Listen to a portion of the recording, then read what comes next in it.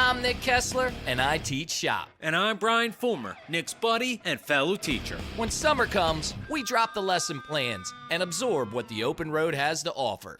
We hit the highways and byways and drop in on some unexpectedly fantastic places to visit for great getaways. And we do it in style, riding in my 1968 drop-top caddy. Our assignment is to give you an inside look on the places we go and the people we meet. No classroom rules here. That's right, this is Road Trip Masters.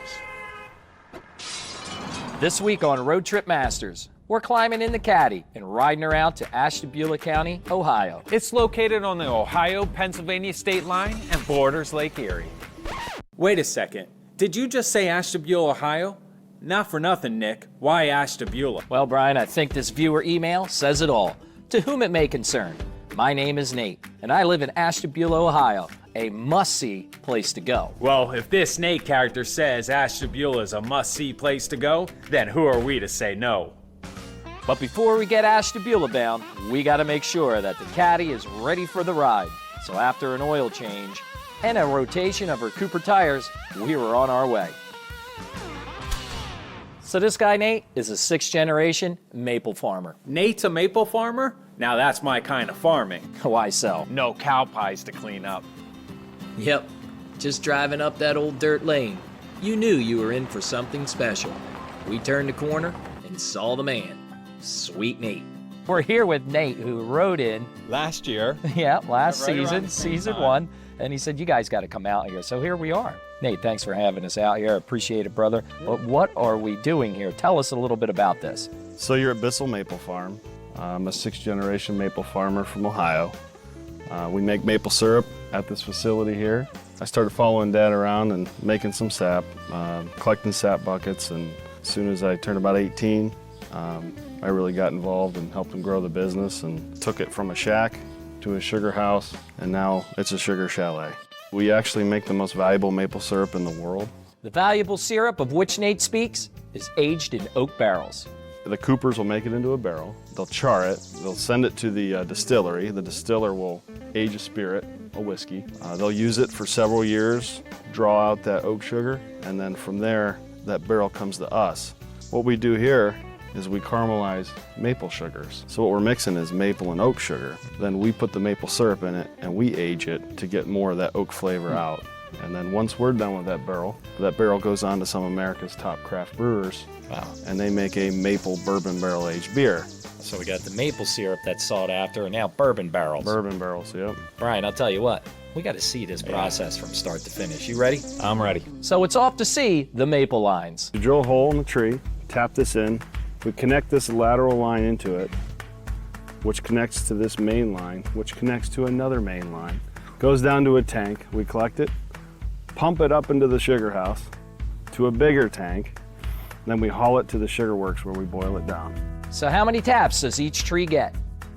It's a general rule of thumb, if you can put your hand around a tree, it gets 1 tap. If your fingers can't touch, then maybe then you can do 2 taps. Interesting. Hey, Brian, I say we head down to this pump house because this is all gravity fed, right? Gravity and vacuum. So We you got suck it out. all right. So Gravity's not fast enough. So now I know where that expression comes from. Bissell sucks. well, if this is like a gravity feed system down to the pump house, that means they got to have a heck of a climb down there. You ready to go? Brian's got a bum knee, so it looks like this will be a Nick and Sweet Nate's downhill climb. All right. Quite a descent down here into the lower forest floor. And Nate's like mountain goat. Tell you what, Nate, that's a big tank, buddy. How many gallons? 300 gallons. How fast does it take for that to fill up? On a good day, we can fill that up in an hour. You're kidding me. All those trees bleeding into this tank. An hour? About an hour. We'll get 30,000 gallons of sap through this little pump house. Holy Louie. So back up the hill and off to the main plant. But first, we decided to take a little detour and check out a rumor we heard about this area. Did you know Ashtabula County is Ohio's covered bridge capital? In fact, it boasts more of these magnificent structures than anywhere else in the state. So we took the caddy to the West Liberty Street covered bridge. Why? Because it's only 18 feet long, making it the shortest covered bridge in the United States. And this gets better. The Cadillac is just under 19 feet in length, making it slightly longer than this bridge. Brian and I, we had to see this for ourselves. Yep, the Caddy is close to 9 inches longer. Then it's off to the Smolin Gulf Covered Bridge, the longest covered bridge in the United States. It was the brainchild of John Smolin and Timothy Martin. The bridge is 613 feet long and stands 93 feet above the Ashtabula River. There's plenty of room for our land yacht to fit through. In fact, this bridge has a life expectancy of 100 years. But we better get it rolling over to Nate's main plant to pump that sap. You got tons of barrels in here, buddy. We do. We have a lot of bourbon barrels. We age maple syrup here in our cooler, let it get to flavor, and then we bottle it. From here, we bring it into the bottling room. We put it in the kettle. We heat it up. We filter it, and then we bottle it. I'm getting cold in here. Where do we go to next? Off to the bottling room. Hey, Brian, sounds like a warmer place. Sounds like a place I need to be. Before we go in there, you have to put on a hairnet, and you barely qualify for a beard net. I'll tell you what, I'm just glad I do Suit qualify up. for one. Let's suit up. All right, let's go. Feels comfortable. It doesn't look comfortable. What temperature do you get this stuff up to in order to bottle it? About 190, 195 degrees. Holy Louie, that's hot. It inoculates everything. Oh, yeah, what? I didn't know it was this kind of show. Heat it up just to kill any potential bacteria that can cause the maple syrup to go bad in storage. Right. It also helps with the filtering process. So we filter any particulate or sugar out of the maple syrup and then fill these pails, gallon jugs, or bourbon barrels. Hey, buddy, God bless maple syrup and bourbon. There's a drop left. That is phenomenal. Doesn't suck. Oh my God, it doesn't suck. That's incredible. Coming up on RTM. I meet a guy with a newly familiar name who butchers his own cuts of meat, then grills it on wood fire heat. When Road Trip Masters returns. Welcome back to Road Trip Masters. We spent some time learning about maple syrup from Sweet Nate. Sweet Nate was great, but I got a surprise for you. What are you talking about? Well, I met another Nate, and this one we're gonna call Meat Nate.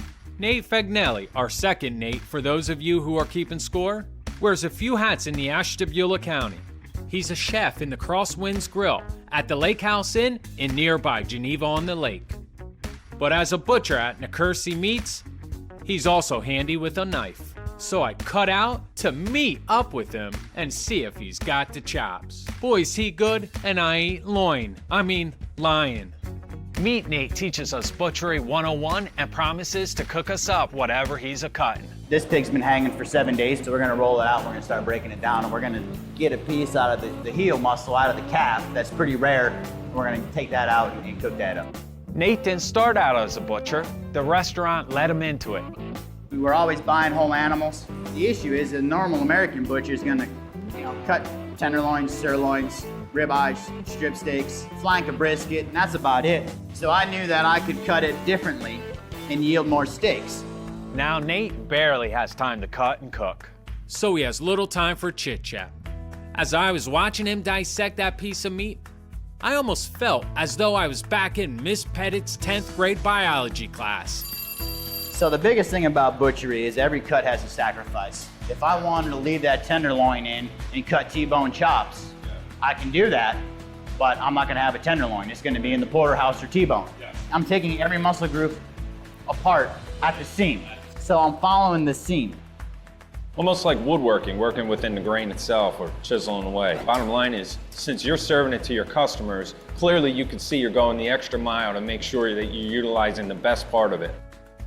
Like when Nate seeks the largely overlooked yet highly delectable pork oyster, just pure eye meat, no rind or fat at all. That's what I pride myself in, is taking cuts that nobody knows about, nobody's ever had, And then utilizing it. utilizing them, and then when they say, wow, that was really good, that makes me feel good. If you look at it very closely, it resembles somewhat of an oyster. This is it. This is lunch. That's lunch. All right, now we're talking, brother. Right here. So from here, then we go back to your other spot, and then you wear a different hat? Yeah, I wear a different hat, literally.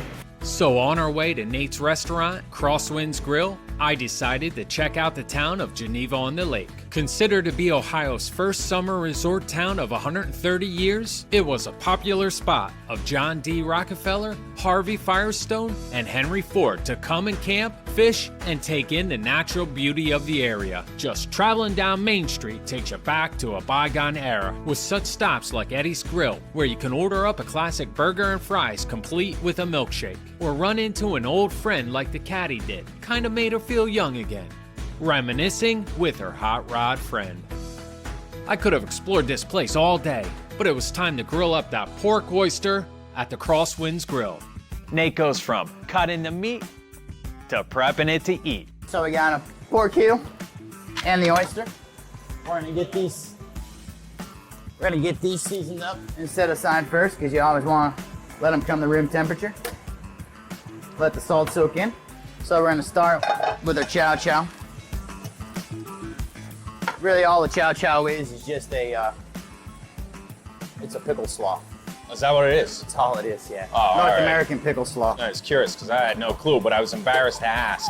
Our dish continues. We'll add a little slaw, green cabbage, along with some red onion and carrot. And then we got some kohlrabi. You ever have kohlrabi? No. It's kind of interesting. And there's many things you can do with it. You can treat it like a starch, like a potato, and boil it and smash it. Then it's a pork meets grill story. How do I know when it's the right time to take it off the grill? How long do I cook this for? Well, you can't do that. You know, a roast, yeah, I might be able to tell you how long, but this, I don't know. I mean, 2 minutes per side, I don't know. Yeah. You know, it's part of cooking. You gotta learn naturally. I think we should turn it. When it's ready to turn, it's gonna release itself from the grill. I still want to keep asking you how long. How long was that? Minute and a half? Yep. So I'd say Exactly right. I was 3 gonna minutes say aside, maybe. 95 seconds. And timing is never easy on a wood fire grill. The biggest thing is starting the wood-fired oven. But there's more than that to his success. Nate strives to use only the freshest, locally grown ingredients in his dishes. But for Chef Nate, the wood fire burns with purpose. I figured, you know, we're out here in the middle of nowhere. In the wintertime, in a blizzard, we have to have a reason for people to come. You know, local food, wood-fired charbroiler, wood-fired oven. There just isn't too much of that around here. The Crosswinds prides themselves in food and wine pairings. We work in a facility that makes our own wine. I mean, we're going to use the wine in the cooking. We're going to have the menu driven off the wine that we serve. You know, we're going to pair things with certain dishes. And with the grilled pork cuts plated up, it's time for me to dine. All right, here's the meal Nate cooked us. He recommended a barrel fermented Chardonnay. Again, everything's done in-house. My manners. And again, we're in wine country. I needed a glass of wine. Lake Erie's in my backdrop. Hey, now I need to have this great meal. When you're in Geneva on the lake, you gotta go to Crosswinds Grill. And let me know when you're going, because I'll meet you there. And say hi to Nate for us. When Road Trip Masters returns, we do Ohio barbecue. No, Nick, it's when we come back, Road Trip Masters kayak. All right, whatever you say. Don't go away. Welcome back to Road Trip Masters. We're out in Ashtabula County, Ohio, because of RTM superfan Nate Bissell of Bissell Maple Syrup Farm. Which doesn't suck, by the way. No doubt. And don't forget about my Nate. Meet Nate. Hey, he's great, but we're off to meet another Nate. Oh boy, I can't wait. Since 2009, Nate Rockwell Our third Nate, has run Briquettes Smokehouse right off the Ashtabula River. where we're going to kayak to the Lake Erie breakers to catch the sunset. Hey, here we are. We're about to do a kayak adventure and we run into you, Nate. Yeah. Another Nate in the area, go figure. Nate, what do you got here? We've got a high population of Nates. I found that out through this episode. I don't know one, and then all of a sudden I come to Ohio and now I got a phone book full of them. Our newest Nate tries to explain the holy trinity of barbecues. Notice I say tries. I mean, you know, fat, muscle, bone. Three things. You know what? three That's things perfect. Fat, muscle, bone. You know, we got it all right here at this table. I'll tell you what, Fulmer, that was pretty quick, buddy. Right when you come into this place, the barbecue's up front. You know, it's not a barbecue place unless you see the barbecue, right? Yeah, we want you to walk through smoke on your way up to the table. If you don't have a smoker, are you really barbecuing? You certainly aren't smoking, Nate. Hey, Nate, let's get to the chase, though. What are you known for here? Well, we've been known from the very beginning for 4 things: pulled pork, chopped chicken, beef brisket, and St. Louis smoked ribs. Don't just sing it, bring it. This is our smoked meat tray. It's the best option if you want to try a little bit of all the smoked meats. Of course. And then I picked your sides for you, which is potato salad and broccoli salad. Broccoli salad's our seasonal side, some nice raisins in there, bacon. Potato salad is our best seller in my opinion, but the best thing on your plate is that cornbread. It's got to be in the dry rub. That brisket's awesome. Thank you. It just falls off the bone. You want a little spice, you want a little sugar, but salt. I mean, salt's the key ingredient. You know, salt's gonna be what makes the food taste good. It brings the fat out, it brings all the flavor out in the meat. So that's the key ingredient in the rub. All the rubs have salt in them. So we got to get a paddling because we're in Ashtabula. And everyone there knows it's always good to have at least one Nate on hand at all times. And we gotta head out and we got a kayak, bub.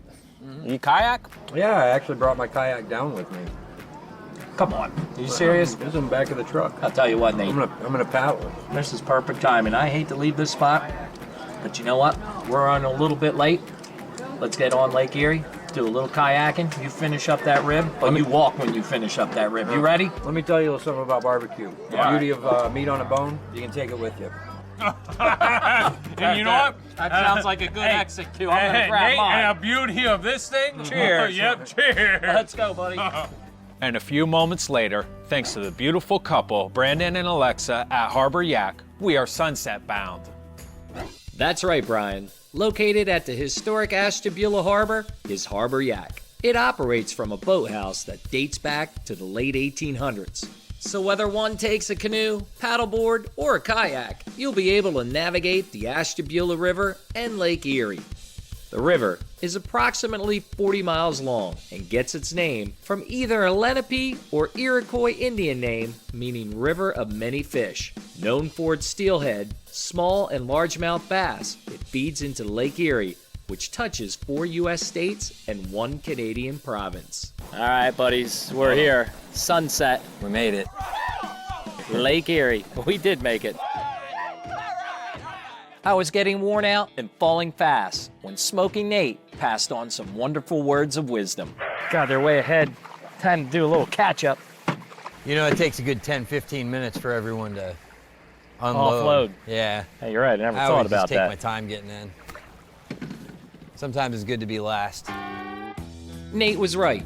No better words could be said. It was just nice to look around and take in all this calm serenity. After all, we had no place to go, and time was on our side. Was it relaxing? Oh yeah, and Harbor Yak helped us get there. When Road Trip Masters returns. Welcome back to Road Trip Masters. We're in Ashtabula County, Ohio, where we met not 1, Not 2. but 3 Nates. There was Smoking Nate There was Sweet Nate. and Meat Nate. Brian, I got some more people for us to meet. Let me guess. Their names are Nate. No, Scott and Kate. Scott and Kate Runyon own and operate Vineyard Woods Premier Lodging, a new hidden gem in Geneva, Ohio. They opened for business in the spring of 2017, and they chose their location for a very specific reason. In the last 5 to 7 years, there's been a big growth of wineries in the area. There's over 20 wineries now within 15 miles of this area. So you're starting to really see the agritourism for the area, and you get people that are looking for a weekend getaway, want to learn a little bit about wine, and want a little bit and see and touch and feel where it actually came from. Vineyard Woods specializes in private villas with more on the way. Back behind us, over behind the vineyard, is where we have the Vineyard Villa, which has 3 suites in it, or it could be rented as an entire group, and also our Storybook Cottage, which is the Oak Cottage. And for added privacy, there is no front desk holding guests up upon arrival. I want when you get here, like you're on vacation, is the moment you step into the cottage that you're in. Katie's proud of the villa's look and feel. We just wanted it to be almost spa-like in the bathroom, very clean lines. We wanted to make it as homey and comfortable as possible, so you really don't have to leave. This is, a destination in and of itself. and just a place to relax and be just comfortable. And you can wake up and have your coffee first thing in the morning and go out on your deck and just enjoy the nature around you. And what could be better than being surrounded by local vineyards? You know, it's somewhere, if you live in a big city like a Cleveland or a Columbus, you can come out here and be in a little oasis and just be like out in the country and enjoying your time. So now it's time to break down the Caddy triptych. Overall, we traveled 864 miles, used 72 gallons in fuel, and spent $196.58. If you got a great small town that would make a killer road trip, then drop us a line at roadtripmasters.com. Who knows? Us, Caddy, and the crew may make our way down to you. Until next time, I'm Nick Kessler. And I'm Brian Fulmer. Stay curious, my friends. Safe travels.